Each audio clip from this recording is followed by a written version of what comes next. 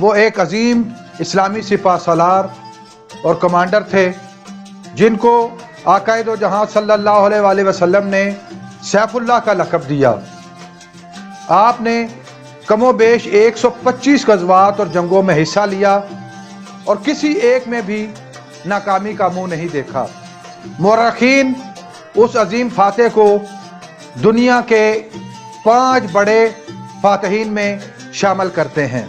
ناظرین، میں ساجد بھٹی اور آپ دیکھ رہے ہیں ہماری سیریز وہ کون لوگ تھے، اور آج ہم اسلامی تاریخ کے ایک عظیم ہیرو اور نبی مکرم صلی اللہ علیہ وآلہ وسلم کے ساتھی اور صحابی حضرت خالد بن ولید رضی اللہ تعالیٰ عنہ کے حالات زندگی آپ کے سامنے بیان کریں گے۔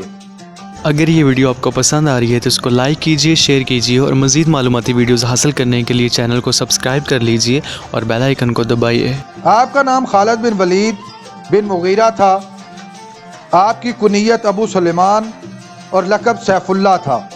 آپ سن 592 عیسوی کو قریش قبیلہ کی ایک شاخ بنو مخزوم میں پیدا ہوئے۔ آپ ایک انتہائی جرری اور فن سپاہ گری کے ماہر تھے۔ ابتدائی زندگی میں آپ اسلام کے خلاف نبرد آزما تھے۔ غزوہ احد کے موقع پر آپ کفار مکہ کی طرف سے لڑے۔ نبی مکرم صلی اللہ علیہ وآلہ وسلم کے مکہ سے مدینہ ہجرت کر جانے کے بعد اللہ تعالیٰ نے آپ کے دل و دماغ کو اسلام کی طرف راغب کیا۔ یکم صفر 8 ہجری کو آپ حضرت عمرو بن العاص اور حضرت عثمان بن طلحہ کے ساتھ مدینہ منورہ حضور نبی مکرم صلی اللہ علیہ وآلہ وسلم کی بارگاہ میں حاضر ہوئے اور ان کے دست اقدس پر اسلام قبول کیا۔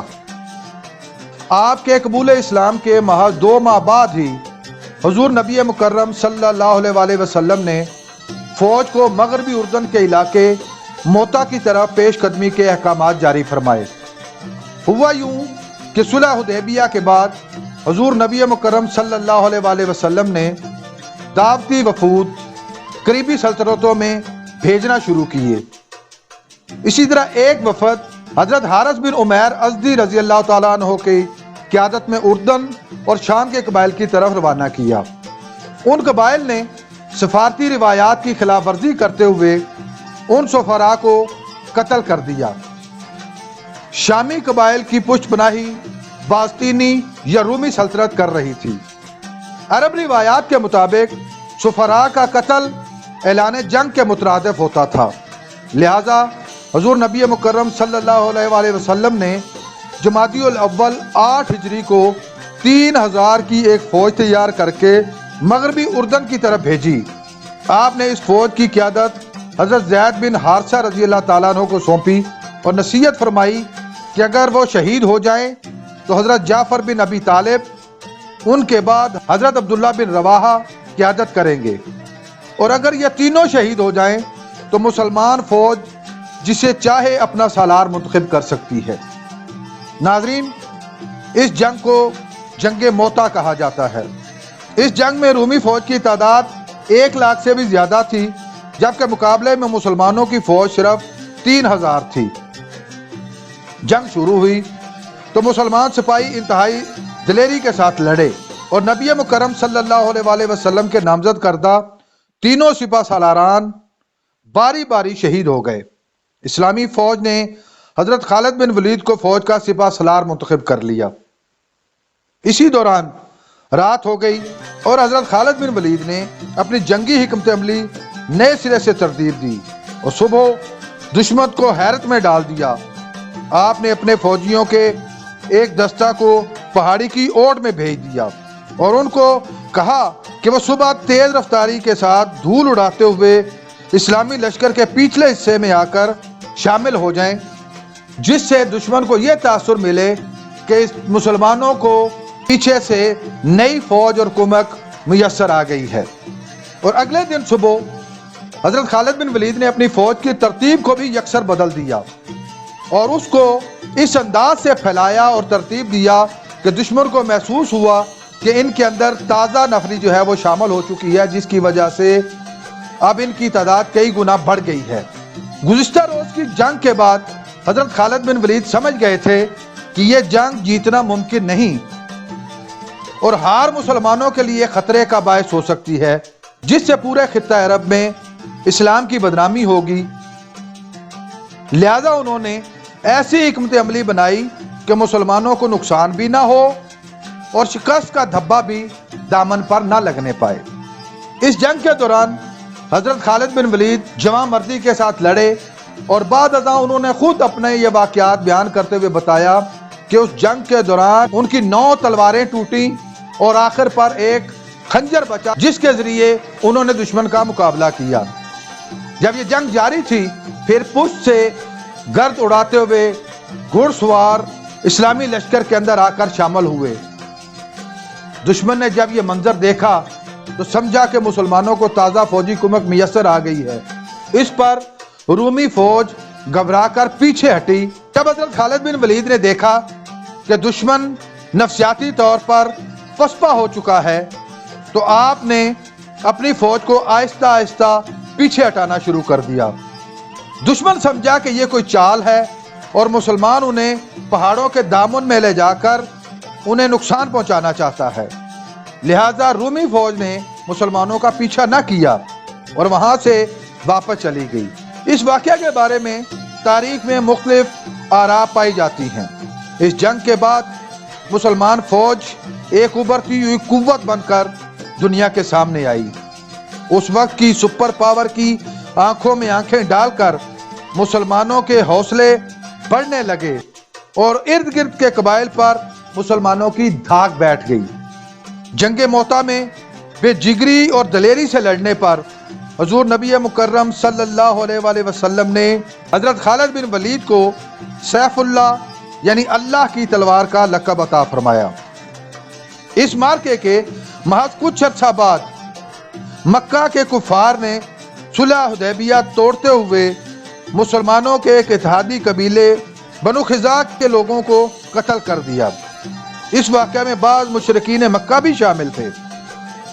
بنو خزاع نے اپنے نمائندے نبی مکرم صلی اللہ علیہ وآلہ وسلم کے پاس بھیجے اور مدد کی درخواست کی۔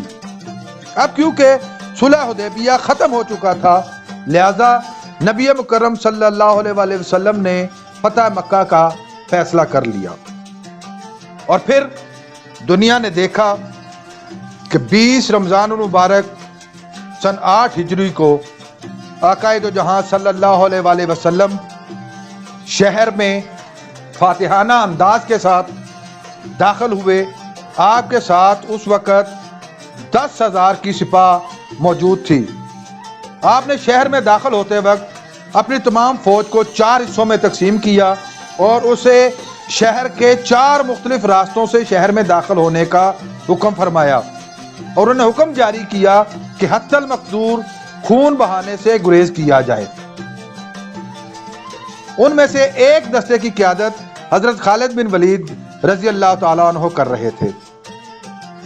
جب فتح مکہ ہو گیا، مکہ اور طائف کی وادی کے درمیان آباد 2 قبائل بنو حوازن اور بنو ثقیف کے سرداروں نے سوچا کہ اب ہماری باری ہے، تو انہوں نے سوچا کہ تمام مسلمان مکہ میں جمع ہیں تو ان پر زبردست حملہ کر کے انہیں ختم کر دیں۔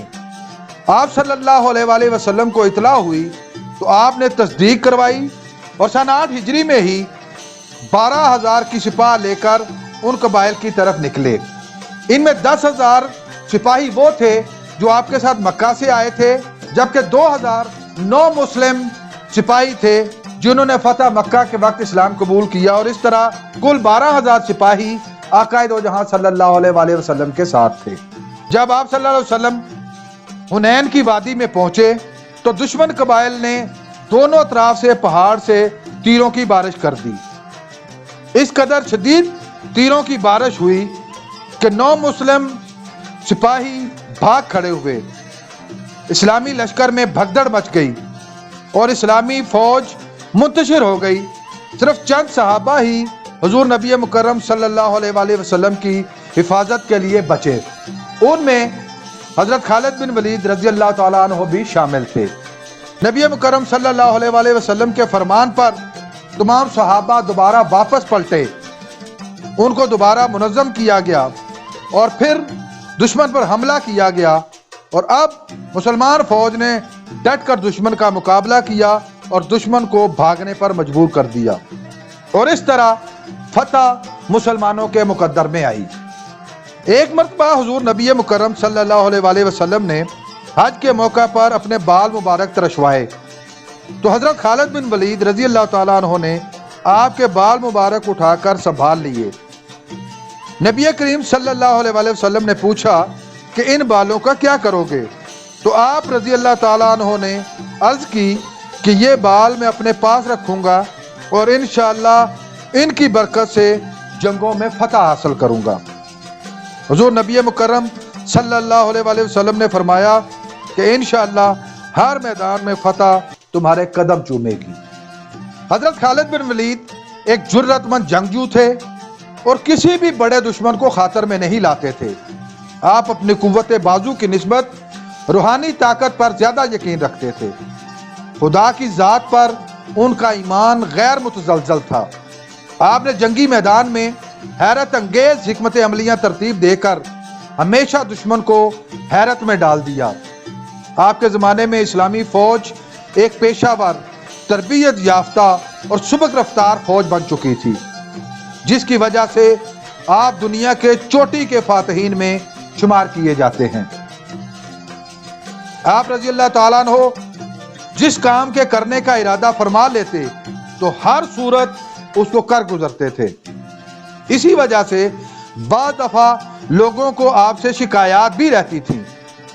آپ کی اسلام کے لیے جنگی خدمات رہتی دنیا تک یاد رکھی جائیں گی۔ ناظرین، خلفائے راشدین کے دور میں حضرت خالد بن ولید رضی اللہ تعالیٰ عنہ نے کون سے مارکے سر کیے؟ حضرت خالد بن ولید کی کامیابیوں کے پیچھے کیا راز تھا؟ فتنہ ارتداد کو آپ نے کیسے کچلا؟ جنگ یرموک کے مکمل احوال کیا تھے؟ حضرت عمر فاروق رضی اللہ تعالیٰ عنہ نے آپ کو فوجی کمانڈ سے معزول کیوں کیا؟ معزولی کے بعد حضرت خالد بن ولید نے کیا کیا؟ آپ کی وفات کب، کہاں اور کس حال میں ہوئی؟ یہ سب آپ جانیں گے ہماری اگلی ویڈیو میں۔